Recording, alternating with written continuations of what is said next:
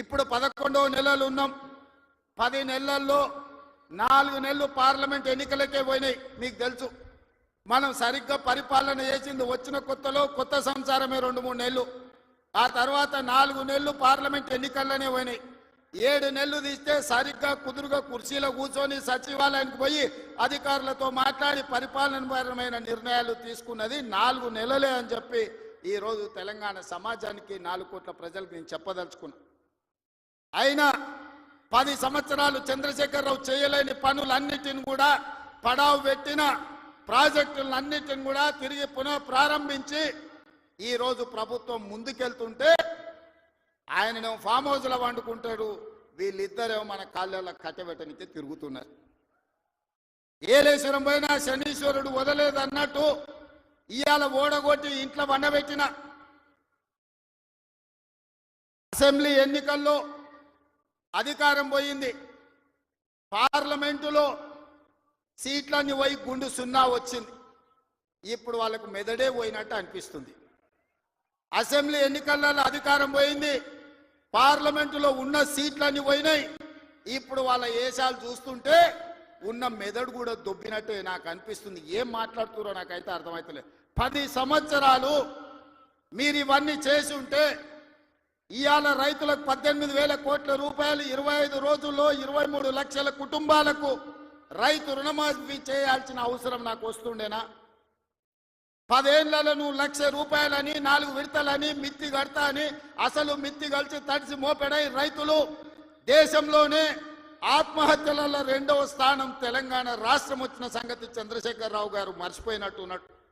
మహారాష్ట్ర మొదటి స్థానంలో ఉంటే ఈ 10 సంవత్సరాలు తెలంగాణ రాష్ట్రం రైతుల ఆత్మహత్యలలో 2వ స్థానాన్ని ఆక్రమించింది.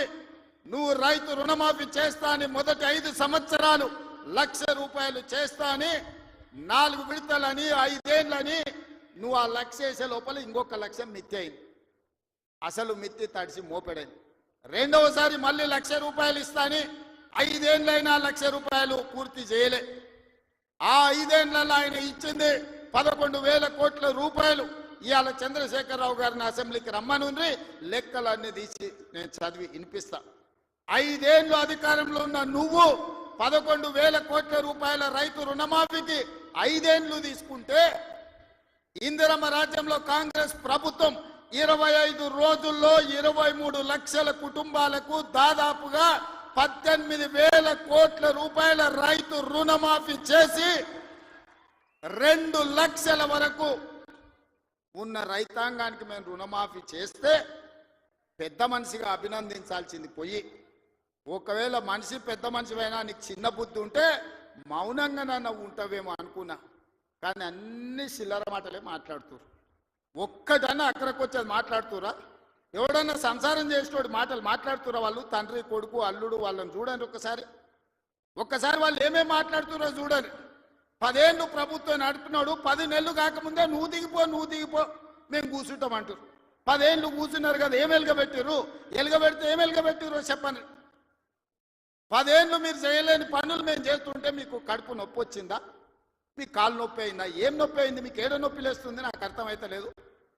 మీ నొప్పికి మా కార్యకర్తల దగ్గర మందు ఉన్నది, పెడతారు. ఏడ పెట్టాలనో ఆడా మీకు నొప్పి లేచిన కాడ మా వాళ్ళు మందు పెడతారు, సిద్ధంగానే ఉన్నారు. మీరు అనుకుంటున్నాం సోషల్ మీడియాలో 4 హౌల పోస్టులు పెట్టి పెద్ద మొనగాళ్ళం అనుకుంటున్నట్టున్నారు.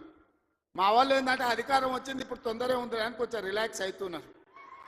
వస్తున్నాయి స్థానిక సంస్థల ఎన్నికలు, మా వాళ్ళు తయారవుతారు, అప్పుడు తెలుస్తుంది ఇద్దరికి బామార్దులకు. ఇవాళ నేను అడిగేది ఒక్కటే, 10 ఏళ్లలో నువ్వు చేసిన రైతు రుణమాఫీ అంతా లెక్కలు తీద్దాం. ప్రభుత్వం నా దగ్గరనే ఉంది, వ్యవసాయ శాఖ మంత్రి ఈ వేదిక మీదనే ఉన్నారు, తుమ్మల నాగేశ్వరరావు గారు. మొదటి 5 ఏళ్లలో ఎంతమంది రైతులకు ఎంత రుణమాఫీ చేసినో లెక్కలు చెప్దాం. 2వ విడత 5 ఏళ్లలో మళ్ళీ అధికారంలోకి వచ్చినాక ఎంతమంది రైతులకు ఎన్ని కోట్ల రూపాయలు ఇచ్చినో లెక్క తీద్దాం. 25 రోజుల్లో మనము 2 లక్షల రూపాయల మేరకు రైతులకు చేసిన రుణమాఫీని 2014 నుంచి 2018 వరకు, 2018 నుంచి 2023 డిసెంబర్ వరకు, 2023 డిసెంబర్ నుంచి 2024 డిసెంబర్ వరకు 3 సార్లు రైతు రుణమాఫీలో 2 సార్లు చంద్రశేఖరరావు చేస్తే ఒక్కసారి ఈ వేదిక మీద ఉన్న మా మిత్రులందరూ చేసారు. లెక్కలు తీద్దాం, వాస్తవాలు మాట్లాడదాం. చంద్రశేఖరరావు గారు మీరు అసెంబ్లీకి రాండి. నీకు ధైర్యం ఉంటే, నిజాన్ని ఎదుర్కొనే చిత్తశుద్ధి నీకుంటే రా అసెంబ్లీలకు. మా వ్యవసాయ శాఖ మంత్రి ఈ రోజు నీకు లెక్కలు చెప్తాడు. ఏమన్నా తక్కువ పడితే మిగతా సంగతి నేను చూసుకుంటా. అదే విధంగా తెలంగాణ ఉద్యమమే నిరుద్యోగ సమస్య. ఈ నిరుద్యోగ సమస్యనే తెలంగాణ రాష్ట్రాన్ని సాధించి వందలాది మంది బిడ్డలు ఆత్మ బలిదానాలు చేసుకొని సాధించుకున్న తెలంగాణలో 10 నెలల్లో నేను 50,000 ఉద్యోగాలు ఇచ్చిన ప్రభుత్వ ఉద్యోగాలను 10 ఏళ్లలో నువ్వు ఎన్ని ఇచ్చినవో లెక్క కట్టు, తలకాయ లెక్క పెడదాం.